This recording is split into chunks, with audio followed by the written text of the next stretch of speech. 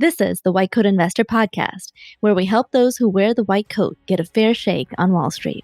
We've been helping doctors and other high-income professionals stop doing dumb things with their money since 2011.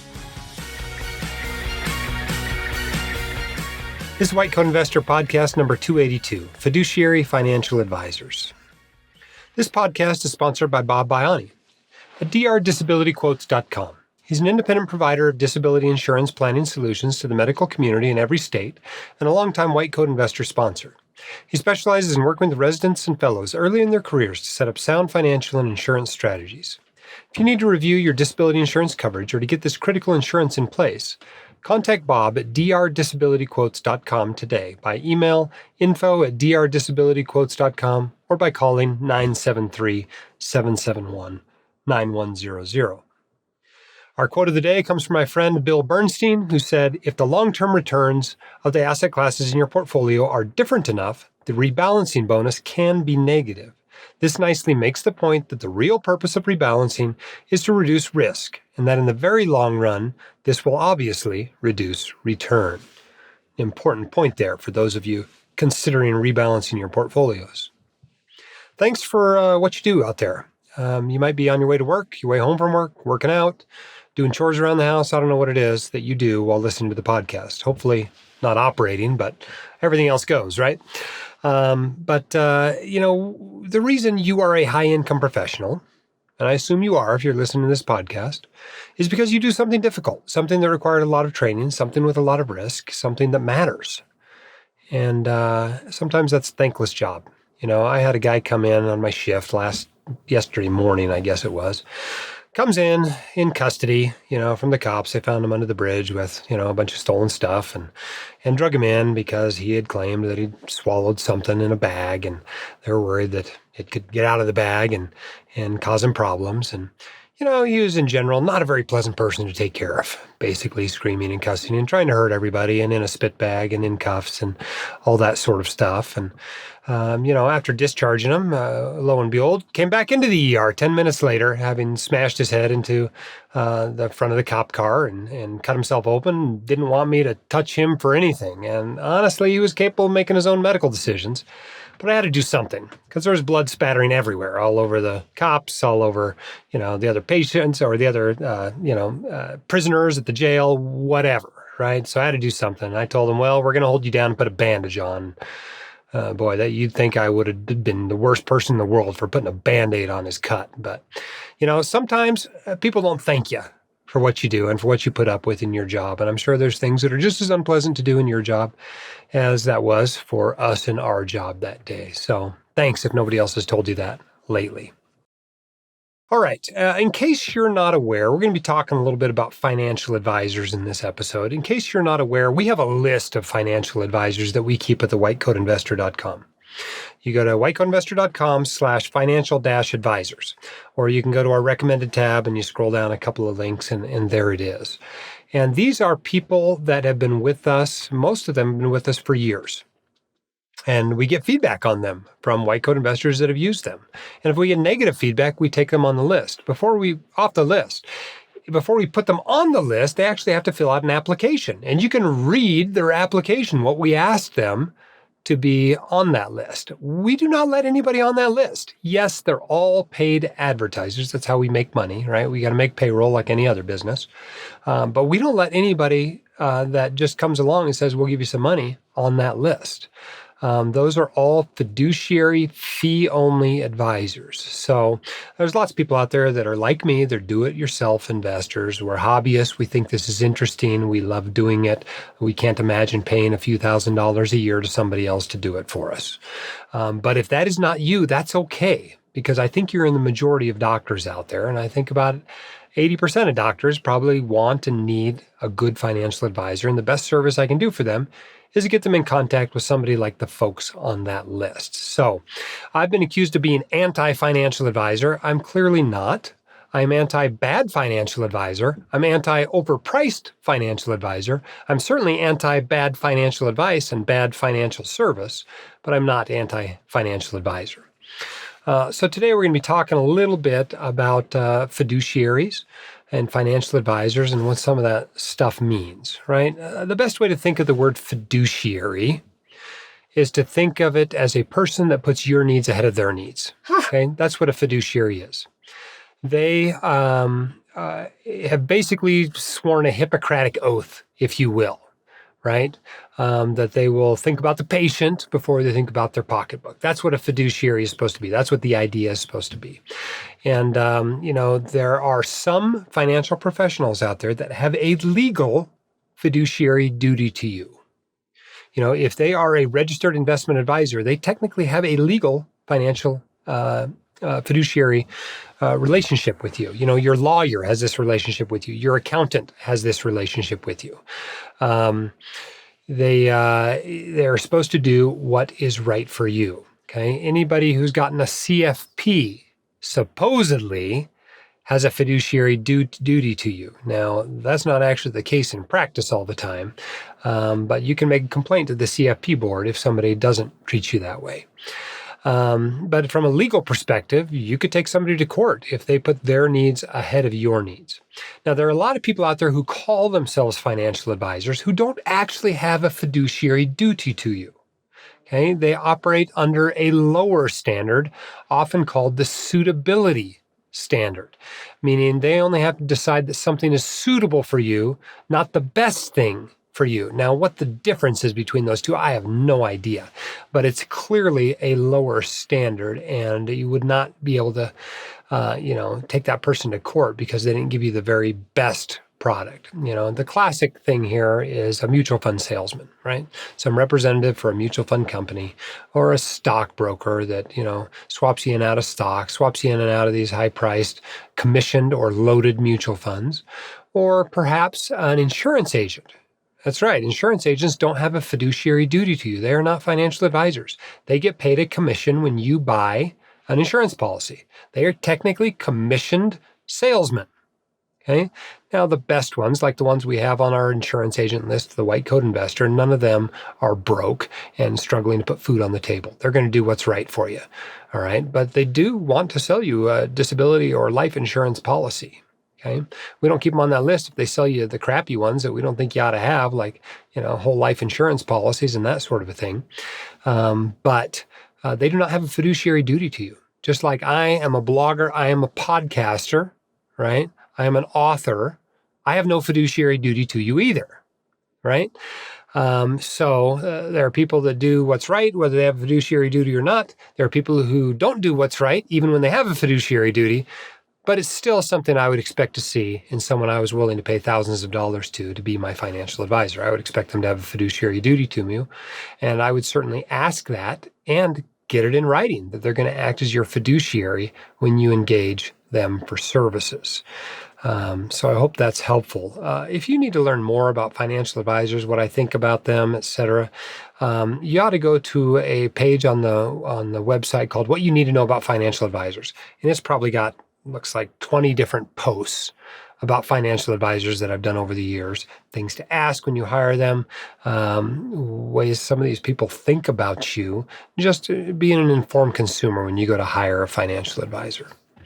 I hope that's helpful to you. Let's take our first speak pipe question. This one is about, as you might imagine, the fiduciary standard. Hi, Jim. This is Casey, the Air Force periodontist. Although I don't use a financial advisor, my wife would probably need the services of one if I ever pass away earlier than desired, and I'd very much want her to hire one who is sworn to a fiduciary standard. So on that note, I'm curious to know how the fiduciary standard is enforced. Is there a government agency or a private organization, like the American Bar Association for Lawyers, that adjudicates complaints?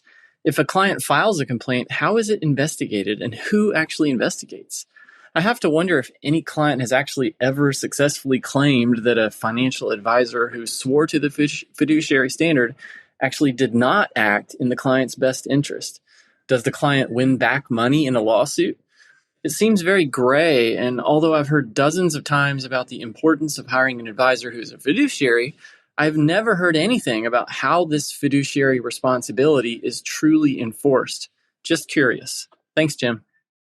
All right, let's talk about fiduciaries and what you do when somebody is not a fiduciary. And guess what? there's a whole lot of parallels to malpractice when it comes to fiduciary duty. What do? You hire an attorney and you sue them.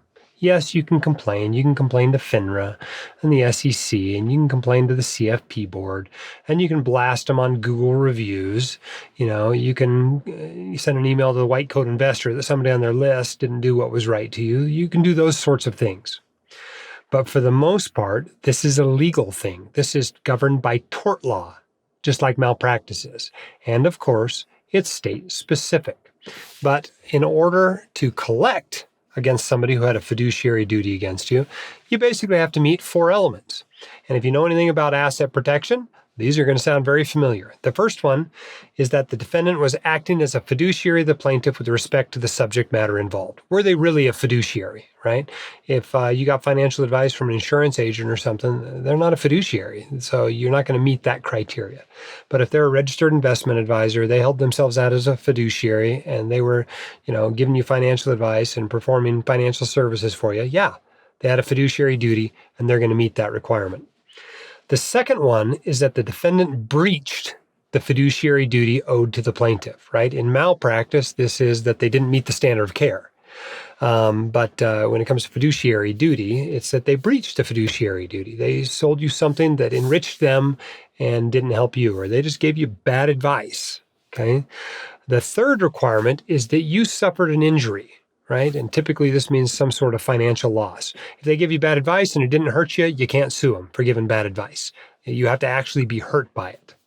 And then the fourth element is that the breach of their fiduciary duty actually caused your injuries. There has to be causation. And if you have those 4 points, you have a case against that fiduciary.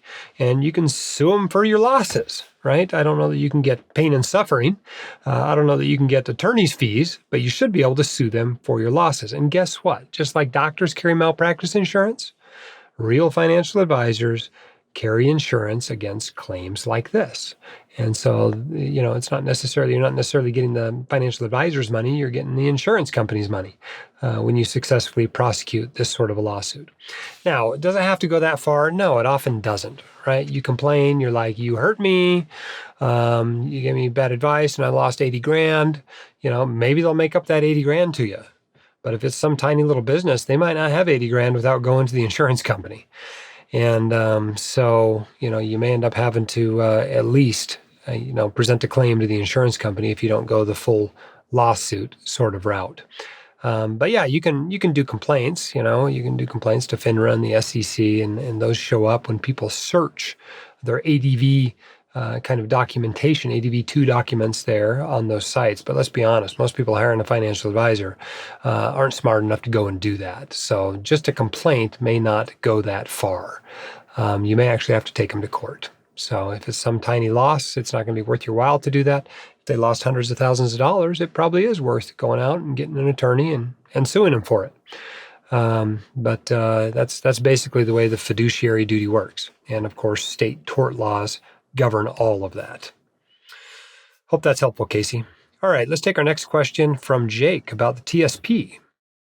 Hello, Dr. Dolly, and thank you for everything that you have done for me and the rest of the white coat investor community. 5 years ago, I was deeply in debt, going through a divorce, and saw no way out of my financial situation. Through your coaching, I am out of debt, financially comfortable, and wiser than I deserve. Sincerely, I wish you a heartfelt thank you. You have changed my life. Regarding my question, I am in the military and I'm due to deploy to a combat zone in the late part of 2022 and into 2023. Am I allowed to contribute to the Army's 401k, known as the Thrift Savings Plan, or TSP, more than the annual effective deferral limit of $20,500 for 2022 or $21,500 for 2023 for the entirety of each year? I hear that there is an option to also contribute the maximum annual addition limit of $58,000 for 2022 and $61,000 for 2023. Can I contribute the whole sum, or can I only contribute a prorated amount for the time that I'm deployed? If I can contribute to the annual addition limit, would it make sense to sell taxable assets in my Vanguard account so that I can maximize my TSP contributions? Since I will effectively have no tax burden while deployed, as most, if not all, of my W-2 income will be tax-free, it seems like any tax gains would be minimal, as my taxable income would be quite low. Moreover, I would be effectively tax loss harvesting any losses, since I would be taking them out of VTSAX and turning them into TSPC funds, which is basically the same thing, right? It seems like converting taxable assets to tax-protected assets has no downsides, but wanted to make sure I wasn't doing something foolish. As I mentioned, I may be wiser than I deserve, but I'm certainly not wise yet. Thank you again. Subject near and dear to my heart. First of all, Jake, thanks for your service. It's been my pleasure to serve you, and now you have an opportunity to serve us during your deployment. So I give you condolences on being deployed. It's not the most fun thing in the world, but I do appreciate you doing it. So thank you for doing that. So I deployed for about 4.5 months at the end of 2007 and the very beginning of 2008. And I had this exact same question, right? I wanted to take advantage of all the possible benefits I could get while I'm deployed. And there's a lot of benefits, right? You get, some of your income is now tax-free when you're in a combat zone. And there's another program called the Savings Deposit Program. I don't think it's gone away. Let me make sure it's still there. But you could put up to it's still there. Up to 10,000, same limit as it used to be. You can put $10,000 into this savings deposit program, this SDP, and they basically pay you 10% on it. And I think it's 10% the whole time you're deployed and for like 3 months after you come home. So it's guaranteed 10%, right? This is a great return. You can only put 10 grand in there, but you ought to put 10 grand in there and make a few $100s while you're deployed. So that's something you should take advantage of. As far as the TSP goes, there's some cool things you can do while you're deployed. First of all, you're probably not spending as much, at least if you're single, while you're deployed, because there's nothing to spend money on. So you're able to save more while you're deployed. You get paid more while you're deployed. You may get hazard pay, etc. Your pay is more tax-free than it otherwise would be. And so those are all great benefits of being deployed that have nothing to do with what your question really is. And make sure you take advantage of all of that. As a general rule, the only difference with the TSP when you're deployed is that you're able to contribute more, and this assumes you're under 50, you're able to contribute more than your $20,500. Now that $20,500 can go into either the tax-deferred part of the TSP, which probably isn't the best place to put it while you're in the military, especially in a year that you're deployed and you're paying less in taxes anyway. I mean, I think I paid like 5% in taxes the year I deployed. It was really a low percentage of my income. You probably want to put it in the Roth side. Okay, so that $20,500 for the year you deployed, you want to get into the Roth side. And you may want to do that before you actually deploy. If you can get all 20,000 in before you deploy, because you don't deploy till, May or September or whatever of the year, that's a good thing to do. Then once you are deployed, you can put additional money in to the TSP. These are after-tax contributions. They're not tax-deferred. They're not Roth. They're after-tax contributions. And you can put in up to a total contribution that year of $61,000. So if you put in this for 2022, it'll go up for 2023, probably significantly given what inflation's been this year. But basically, that leaves $40,500 you can put in after tax if you've already maxed out your $20,500 contribution. Maybe a little bit less because you get a match now. So subtract the match too from the $61,000. And the difference there you could put in as after-tax contributions. Now, are after-tax contributions awesome? Not really. They're not awesome. And the reason why is when that money comes out, it will be tax-free. You get to take the basis out tax-free. But any earnings on that money are fully taxable, just like the earnings on the tax-deferred portion of the TSP. So just putting that in there and having an after-tax investments, yes, it gets some asset protection. Yes, you've got more for retirement. Those are good things. But this is not like the world's best retirement account because of the taxation on it, because it's still taxed fully.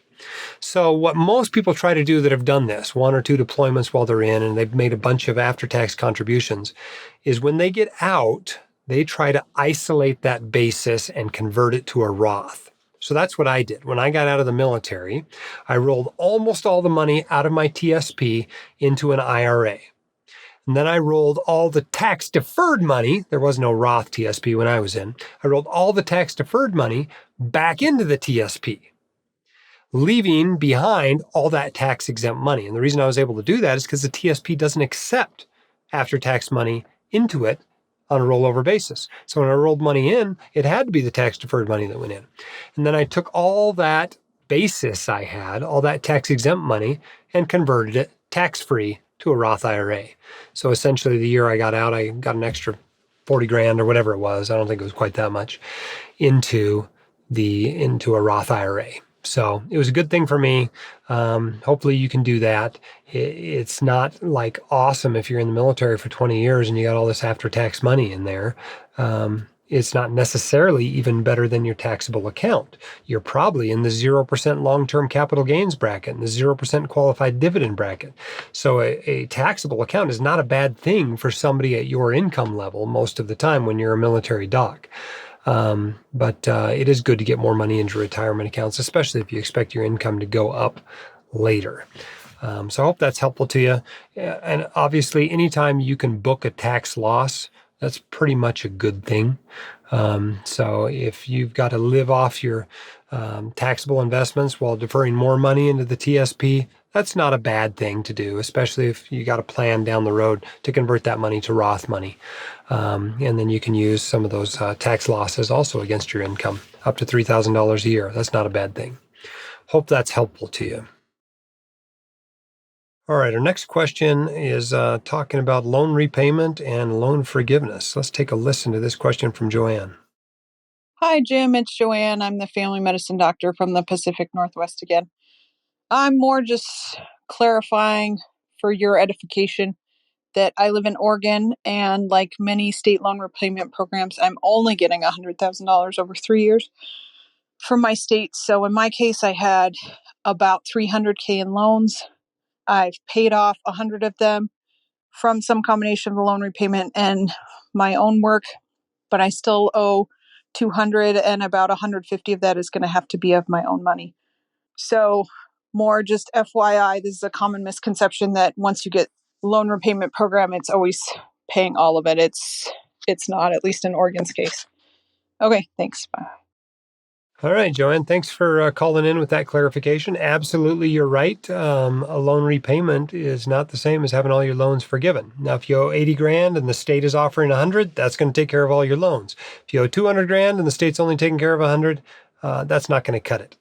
Keep in mind, too, there's a lot of people that are in PSLF qualifying jobs that are also getting loan repayment. So you're getting loans repaid, loans repaid, loans repaid, loans repaid, and then the rest gets forgiven, via public service loan forgiveness.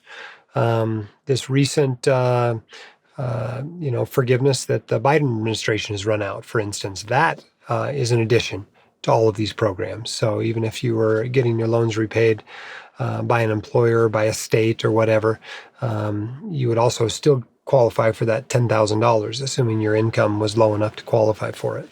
They're all separate programs. You got to understand how they all interact there together.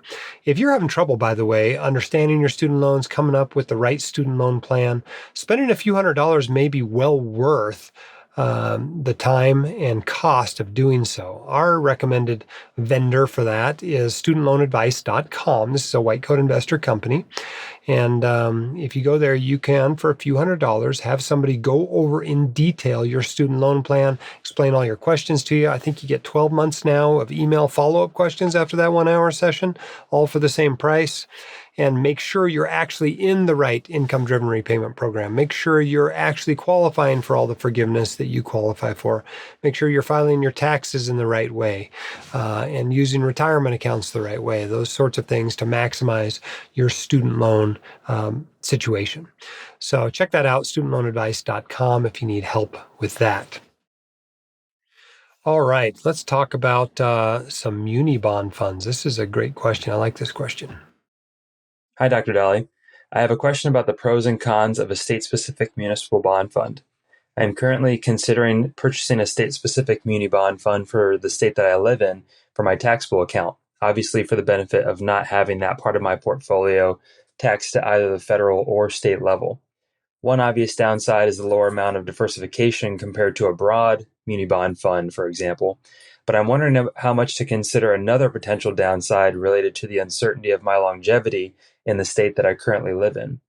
If I were to buy a state-specific muni bond fund, but then eventually move to another state, that lower diversification then becomes an uncompensated risk, since I'll now have to pay state taxes on those funds, but still have the lower diversification. And on top of that, this purchase will again be in my taxable account, so there would be tax consequences to get out of this holding in this situation. I'm wondering what your thoughts on that are, and if there are other downsides that I'm not considering. Thanks so much for everything. All right, great question. State-specific muni bond funds. Yeah, there's a lot of problems with them. The first problem is you may not be able to find a good one, right? I'm not using a Utah state-specific muni bond fund. I use the Vanguard General one. I think it's their intermediate term fund, or I go back and forth occasionally, tax loss harvesting with their Municipal Bond Index Fund, whatever they call it. There are two ETFs there. Or two funds there rather. I think I'm using the funds in my taxable account. Doesn't matter too much though, that I swap between. But basically I'm using a general fund. I'm not using a state specific one because I've never found one for the state of Utah that I thought was as good as the ones that Vanguard runs.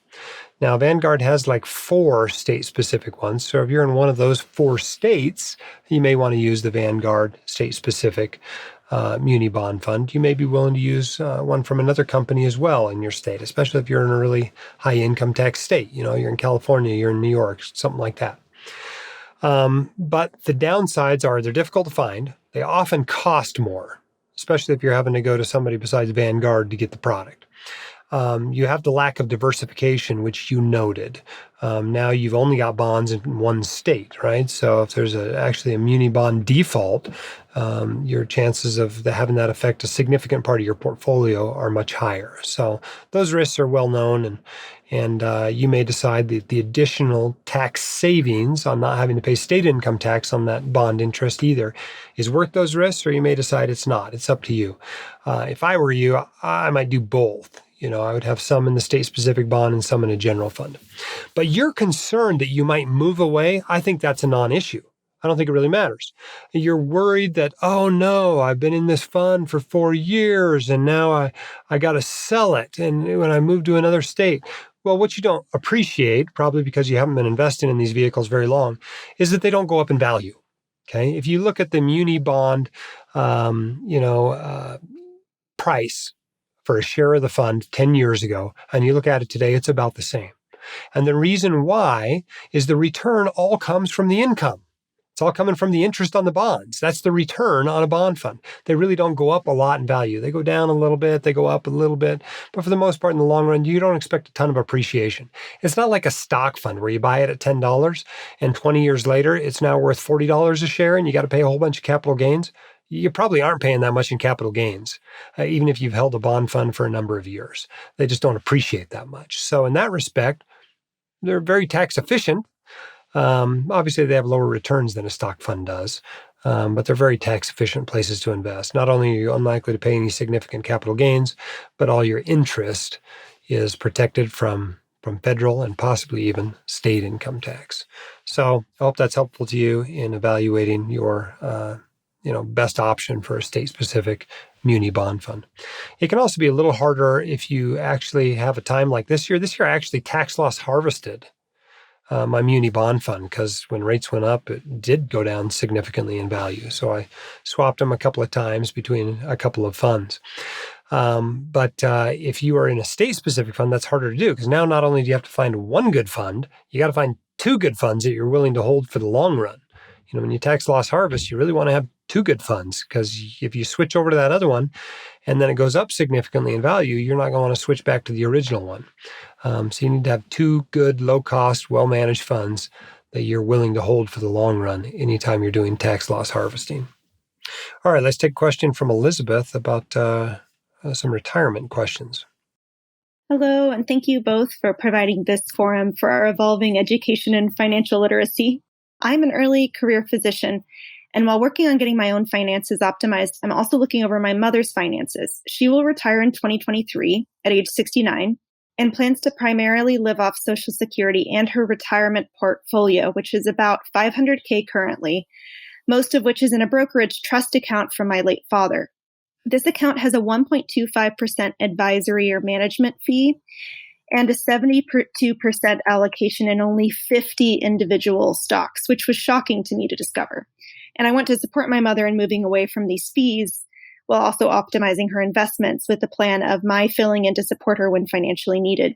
Could you discuss, 1, some options for transitioning away from individual stock holdings in this climate and with this proximity to retirement?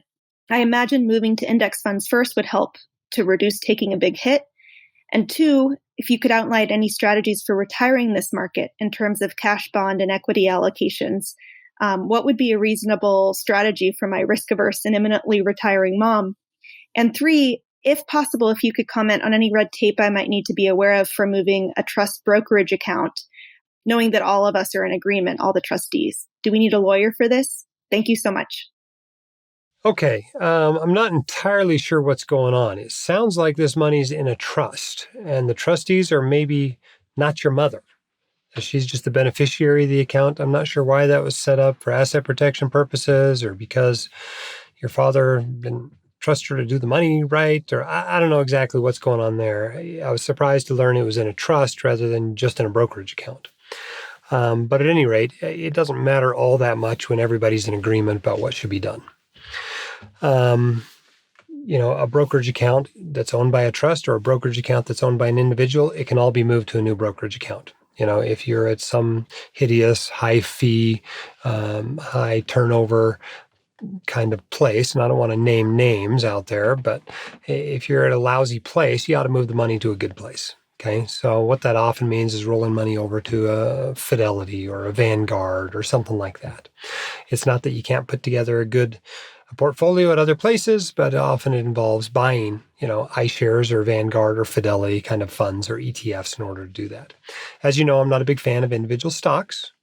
I'm not a big fan of taking somebody that is apparently very risk averse and putting them in 72% stock portfolio.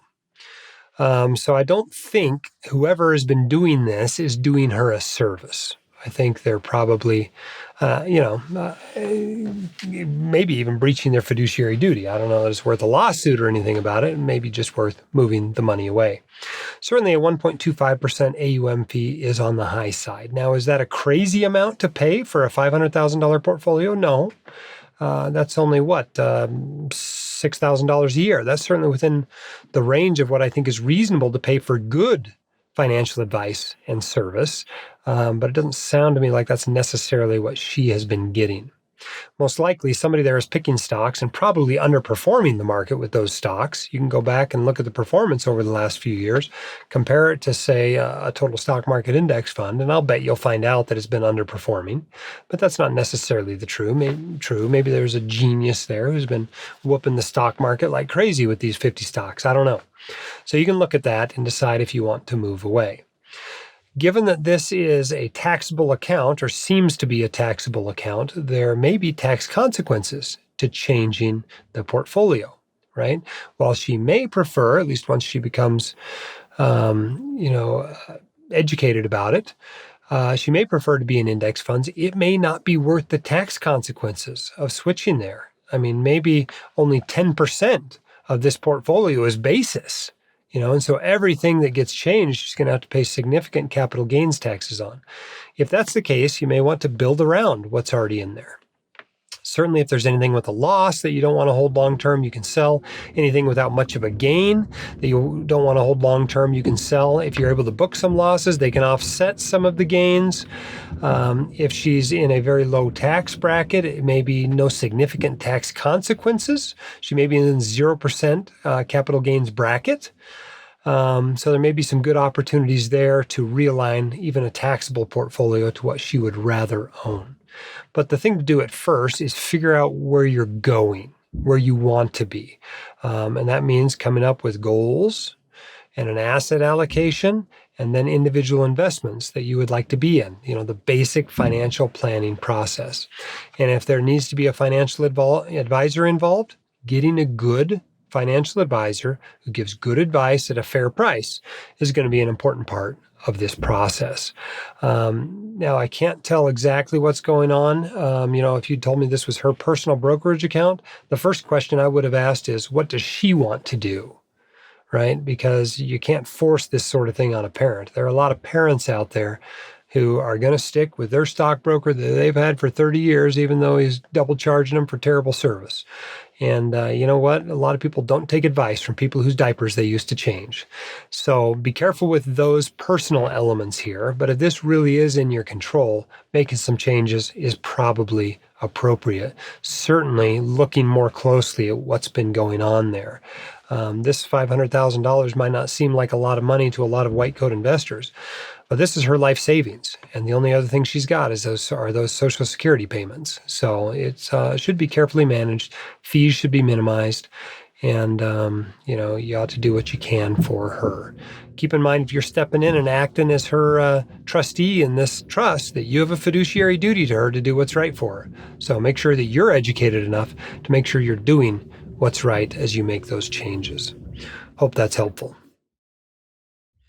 All right, here's a question that came in on email. Several months ago, I thought I heard you say on your podcast that you rent your primary residence to your LLC for less than 14 days a year. Actually, we do it for precisely 14 days a year. That income does not have to be reported as a taxable income, but can be deducted on the LLC side. That is true. That is not taxable income to me personally, and it is a tax deduction for the business. So say you rent your own home to your LLC for $400 per day for 15 days. Does this mean $6,000 in tax-free income? Well, no, not exactly, right? We've been talking about 14 days a year, and now you threw out 15 days. At 15 days, it becomes taxable income to you personally. You can only rent it out for up to 14 days and have it be tax-free income to you personally. So if you had said 14 days, that would be true. You'd have $5,600 in tax-free income. Can you elaborate a bit on this? Sure. What are the logistics and steps involved to do it correctly? Okay, step one. Have a real reason to rent your house to your business. Now, we have a real reason here, right? The White Coat Investor headquarters is our house, right? There's no other building. White Coat Investor doesn't own any other building. 15 people work here. We have meetings here. We have a conference room. We have this recording studio that I'm sitting in right now. This is in my home. So it's very reasonable for my business to rent this space from me personally and to pay me rent for it, okay? So why do we do it for 14 days a year and not for 250 days a year? Because it would be money coming out of one pocket and going into the other. What the deduction I would get on the business side, I would then have to pay taxes on the personal side. So it doesn't make sense for me to do it for 200 days a year. But for 14 days a year, it sure as heck does make sense. So that's what we do is 14 of the days a year that the business uses the house, it rents it from the house or from us personally. So how do you determine a fair price to rent it for? Well, that's pretty easy. You just go look at the comparables. And what are the comparables? Well, I go look for other houses that are like mine on Airbnb or on Vrbo. Look at about the average for houses like mine. And mine's a pretty nice house since our renovation. So that's a pretty high price. And then you take that amount, you document it, you print those out to show if the IRS ever audited you on this point, where you got that price from. And that's what I charge the business.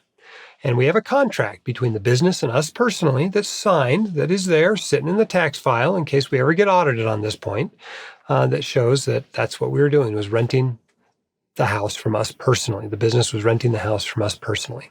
So those are the logistics and steps involved. And then it just goes on the books of the business as an expense.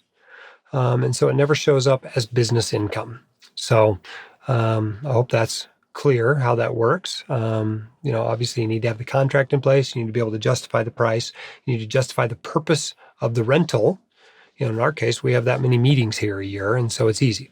Now, is this a smart business move for our business? Is this smart to rent out this fancy pants house in order to have a meeting? Maybe not. Maybe we go to the library and have a meeting, in one of their conference rooms that cost us nothing to rent. Maybe we could get a cheaper place downtown to have our meetings. But the IRS does not require you to make smart business decisions. It just requires you to make reasonable business decisions. And so that's what we do. And we'll probably keep doing it as long as we own the White Coat Investor. But the key is to have that proper documentation in case of an audit. All right, let's take another question off the speak pipe. This one's about dollar cost averaging and lump sums. Hi there, Dr. Dolly. Thanks for all you do. My family medicine practice was bought out by private equity, and I got a very low seven-figure amount. And I was wondering, I know I'm supposed to invest this according to my investment plan, but there's an age-old question. Should you stick it all at once or dollar cost averaging? I wonder what would you do in such a scenario? Thank you. Yes, I think you should invest it according to your investing policy statement. Just like you said, that's why you have an investing policy statement. It tells you what to do. Whether you got $5,000 to invest from your income this month, whether you got a $50,000 inheritance, whether you got $1 million from the sale of your practice, I do the same thing. I take that money and I put it into my investments according to my investing plan.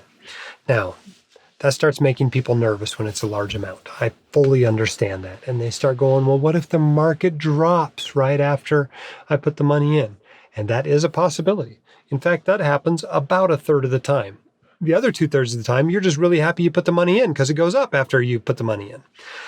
But here's the way to think about it.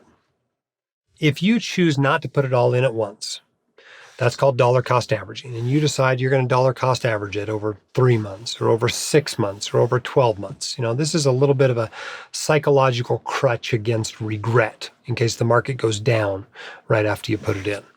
But eventually, 3 months from now, 6 months from now, 12 months from now, whatever it is, you're going to be fully invested, just like you would be tomorrow if you fully invested it.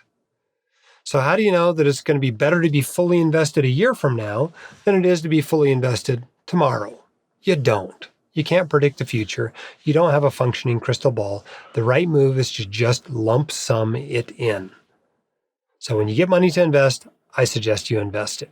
Is that harder to do? Yes, it is sometimes. Do I recommend you look at how much money you lost the very next day as the market does its normal day-to-day fluctuations? No, I do not. In fact, I probably wouldn't go back for a few months after putting that sort of a sum of money in there. But I assure you that that is the right academic move. But keep in mind, you're going to be wrong a third of the time. A third of the time, the market will go down after you put it in. Since I don't know what's going to happen over the next month or year, I can't tell you which one of those two to do. But I would bet on just putting the money to work when you get the money. If you don't feel comfortable doing that, what it suggests to me is that perhaps your asset allocation is a little bit too aggressive. So maybe what you ought to do is dial back your asset allocation a little bit until your regret of possibly losing money is equal to your regret about or your fear of missing out on gains. When your fear of missing out on gains is equivalent to your fear of losing money, you got your asset allocation about right. And in this case, it sounds like you're more worried about losing money than you are about missing out on future gains. So maybe your asset allocation is a little too aggressive and you ought to dial that back a little bit. I hope that's helpful. All right. This episode was sponsored by Bob Biani at drdisabilityquotes.com. One listener sent us this review. Bob has been absolutely terrific to work with. Bob has always quickly and clearly communicated with me by both email and or telephone, with responses to my inquiries usually coming the same day. I have somewhat of a unique situation, and Bob has been able to help explain the implications and underwriting process in a clear and professional manner. Contact Bob at drdisabilityquotes.com today. You can email info@drdisabilityquotes.com, or you can call 973-771-9100 to get disability insurance in place today. All right, don't forget, we talked a lot about financial advisors today. We have all kinds of recommendation pages at the White Coat Investor. If you go to the homepage at whitecoatinvestor.com and look under the recommended tab, you'll see all kinds of stuff. We have student loan refinancing companies, physician mortgage loan companies. We have insurance agents that hundreds of White Coat investors have used. We have financial advisors that have been vetted, so they give good advice at a fair price. We introduce you to some real estate investing companies there. We've got burnout coaching. We've got student loan advice. I mentioned that earlier on the episode. If you're trying to put a practice plan in at your practice, we've got a page on retirement accounts. We put HSAs on that same page. If you're looking for contract review services or other legal services, we have a page for that. Someone to help with your taxes, it's there. If you're looking for a realtor, we've got that option. And then we've got some other stuff that might help you make money, like some surveys and some credit cards. That's also under that tab. So if you've never checked out that recommended tab at whitecoatinvestor.com, highly recommended you spend some time there to get connected to the good guys in the financial services industry. All right. Thanks for those who are leaving us 5-star reviews and telling your friends about the podcast. The most recent one came from The Real Shecky, who said, trusted. White Coat Investor is the trusted leader in physician financial education. Not only have I found all things WCI to be helpful, our residents also get indoctrinated into the world of personal financial learning. through a surprising number, already well-informed, much more than I ever was in training. Very highly recommended. It should be required listening and reading. Thank you, The Real Shecky, for that review. Keep your head up, your shoulders back. You've got this and we can help. We'll see you next time on the White Coat Investor Podcast. The hosts of the White Coat Investor Podcast are not licensed accountants, attorneys, or financial advisors. This podcast is free entertainment and information only. It should not be considered professional or personalized financial advice. You should consult the appropriate professional for specific advice relating to your situation.